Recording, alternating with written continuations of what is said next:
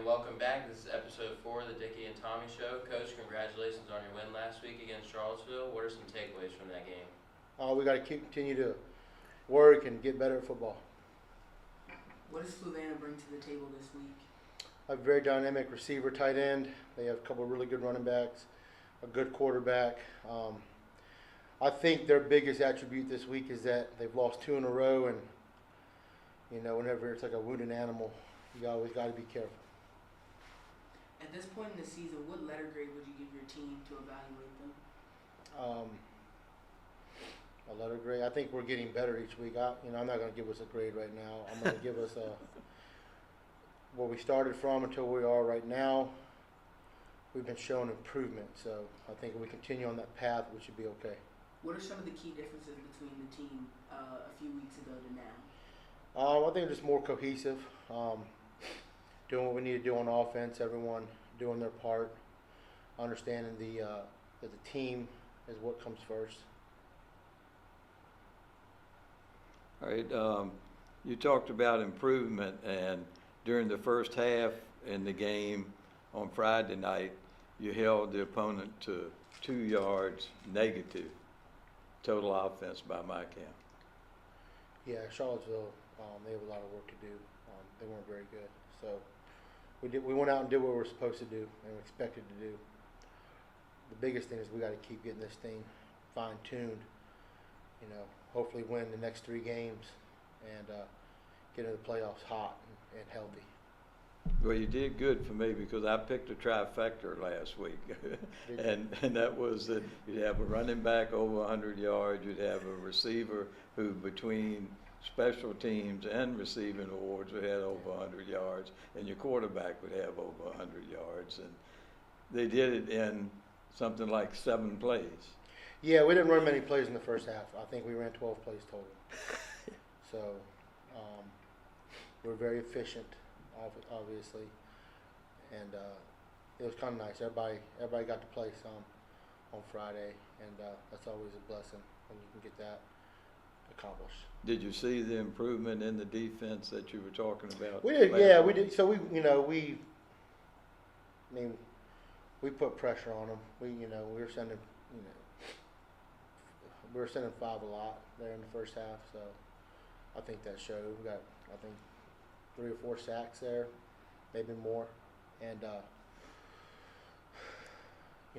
think we need to improve on some tackling. I think we need to tackle better. Thought 3 broke too many tackles, but I was happy with the defense. At the end of the day, when you are supposed to win the game, right? Don't play down to your competition. Don't be afraid of anybody. Play football. Whoever's put in front of you. I can't control that. We're in the Jefferson District. At the end of the day, go out and play football. In my opinion, beat 2 pretty good teams the weeks before. Played Charlottesville. Now we're playing Fluvanna, who's a dangerous team. Everyone just got to listen, do their job, and give maximum effort and attitude, right? Those are the things kids can control, their effort and attitude. So that's our big message for the week. One final thing from me, and that is you got a chance to use a lot of the kids, the ones that come out there every day and practice and make the first team better. A lot of them got playing time Friday night. Yeah, that's all. Like I said, that's always a blessing. You get kids on the field, give them opportunity. Hopefully get their name called out by getting a tackle or touching the ball. But they practice every day. So when we get the chance to go in the game in front of the Lion Nation, that's always awesome. Well, Coach, I saw Fluvanna play Buckingham back early in the year, and I noticed they were playing 10 men in the box trying to stop Buckingham's running game. Do you expect you're going to probably see something like that to try to shut down your running game? Oh yeah, we're either going to see their odd front or their even front against some of our heavier stuff. Fluvanna is kind of like I guess. What's the term when someone imitates you? It's a form of flattery. They run some single wing like we do. Yeah. They run some spread. They run under center pro eye. So they try to mix it up a little bit, and just got to be prepared for what they're going to do offensively, and then what they're going to do defensively against Orange. their box is packed. They're, playing cover 3 behind it, just off the triple option and the dive. But we'll see, right? We'll see if we can get them in, try to dictate where they line up with some of the stuff that we do. Whether we're in our pro stuff, our spread stuff, or our single wing stuff, try to dictate, numbers and leverage. And the other question is, I noticed last week, I'm following the scoreboards too, I'm sure you are, is that last week you were ranked 6th. I noticed that 2 teams ahead of you, Hermitage and Byrd, got beat, but then 2 teams behind you, Freeman and Prince George, both won. So it's a real scramble for see where you're going to be in that final 8, isn't it? Definitely. Mathematically, if some good things happen, some other teams lose. It's just a trickle down effect, though, right? Like they get beat, the other team lost to. It's such a mathematical deal, but maybe we can get a fourth spot. That'd be awesome, right? Yes. Maybe try to host a game here Yeah. at home. At the end of the day, it's a tough region. Like I don't care how you slice it. Yes. There's really 10, 11 teams fighting for 8 spots, honestly. Yeah. Matoaca and Fleming locked their spots up, in my opinion. Mathematically, Fleming's already they're in. They could lose the next couple games and still be in the playoffs. But very good football teams with very good football players on Matoaca and Fleming, LC Byrd, Hermitage. Yeah. So Prince George too. I think they're fighting for a spot. Midlothian, I don't know a ton about, but they've only lost 1 game. They just beat Powhatan. Yeah. Yeah. So anytime you beat Powhatan, that's always a good win over them. We just got to play who we play, man, at the end of the day. Yeah. And hopefully, one day at a time, though. Can't put the cart before the horse. Right. We can't afford to slip up at all.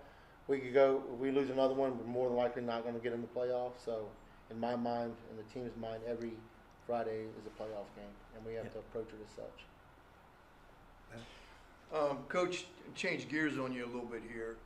Talk about your practice schedule from week to week. And obviously I realize that depending on who you're playing, that dictates maybe what you're working on. But just as far as your normal routine, Monday, Tuesday, Wednesdays, that type of thing, what do you guys normally do practice-wise? Well, on Monday we come in, Monday's our long day. We come in after school, we watch film till about 4:45, 5 o'clock, and then we go to the field till usually about 7:15. And we'll work formation rec, motion rec, defensive type stuff. Then we'll do some offensive individual, skills and drills and some spec ops, special team stuff, where we're just working on skills. And then Tuesday's heavier offensive type day. We'll go out, line up what they're going to see, especially like on inside run, where we kind of get after a little bit in full pads. Then we'll do our pass scale stuff, and then full team, just understanding what more than likely we're going to get from their defense, and then throwing a bunch of blitzes. It's our blitz pickup period too, is involved in that team aspect. How we want to attack it. Try to stay off the ground as much in practice as we can this late in the season. Just health reasons, right? Keep everybody as healthy as we can. But we get after it pretty good, especially the O-line and D-line and the backers and inside run. Then our blitz pickup period can get a little physical. Then we'll work on our perimeter type stuff, our screen game, our outside runs, our inside. Then on an inside run, we're doing most of our power and G schemes and our tight zone stuff. Then we'll probably do that for about an hour and a half. And then we'll probably do special teams for about 20. And then we'll do defense for about an hour. So, we could try to get out of there. I tell the kids 6:15, but it's more like 6:30. And Wednesday we flip it. And we do a little bit more D than specials, and offense there to finish it.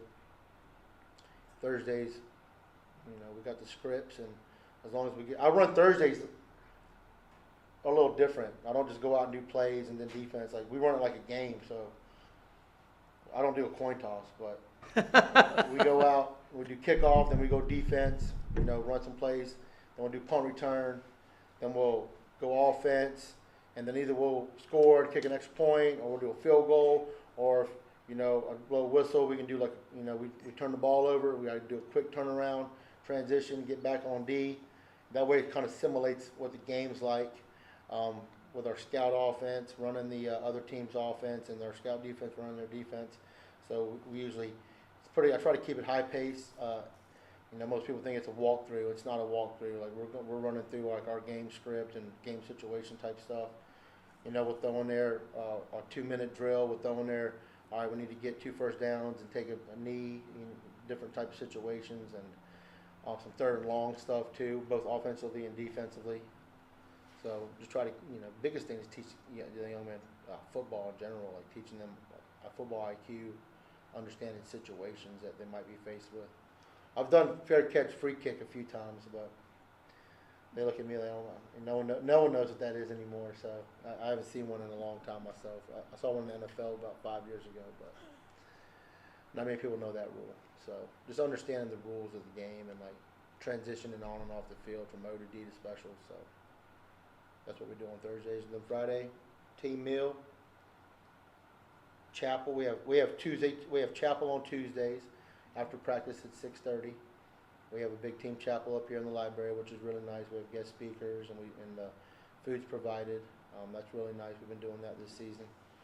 On Fridays we have team meal, and then I tell the kids, you know, there's a couple places they can hang out, but my number one thing is I just want them off their feet for an hour. Yeah. You know, you think about a high school football player's day, any athlete in the high school level.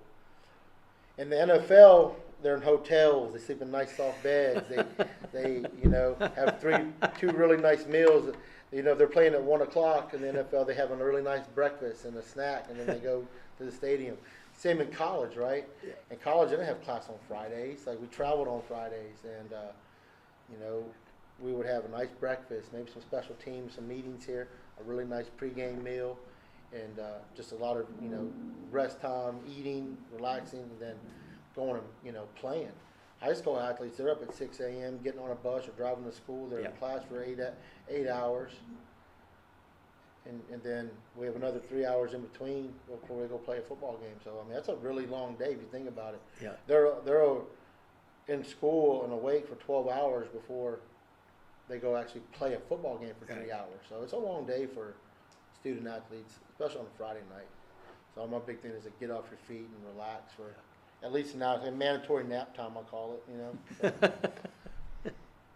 The school's so new though, all the lights are, Right. there's no room you can really get, you can't turn all the lights off in any of the rooms. Because it's like, it's safety. But that's our weekly schedule, there you go. Yeah, and just an observation, Coach, you talked about the schedule of your players and the time they put in. I think most people don't understand and don't realize and don't appreciate the time that you and your coaching staff put in on this, because I think I can honestly say that you probably go to sleep and wake up thinking football, and you probably don't get that much sleep during football season. So hats off to you. The good and the bad part of it. The Yeah, good and the hats bad. off All the to good you. stuff and all the, Yeah. you know, don't matter what team you coach, what sport you play, there's always some, you know, things you got to work through and work on, right? Yep. It's like no different than any family. There's some things you got to work through and work on. Fridays are late because we don't usually get out of here till about 1:30. After we get all the laundry done, we break all the film down, trade film, and get it ready to go for the guys to watch themselves. And then if we got the opponent scout, we'll throw that up too and start breaking that down. Saturdays is everyone's off day, and then Sundays I have a coaches meeting every night around either 8 o'clock. We usually meet at 8 for about 2 hours, go over the game plan, what we good and bad and ugly. So Monday get after it again. So long days, Yep. but fun. Yep. Yes. All right, thank you for being on the show, and good luck to Coach Pat this week against Fluvanna. Thank you.